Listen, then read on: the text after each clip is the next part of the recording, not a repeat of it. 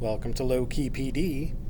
In this tutorial, I'm going to show you how to enable keyboard shortcuts for Google Calendar.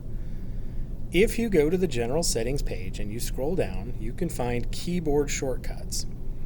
And like pretty much any Google Doc or any Google Workspace app, there's usually a ton of keyboard shortcuts you can use to make your time working with these apps go by much quicker. I do not have these enabled. I really don't know what many of them are for Google Calendar, but I will click on it. And now it says press question mark to show the list of available keyboard shortcuts. So let me do that.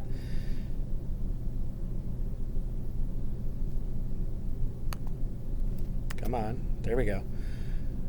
You can search, or if you scroll down, here's a list of all the keyboard shortcuts for Google Calendar. Go to the previous period, next period, go to today, go to a specific date, shortcuts to change the view, take specific actions,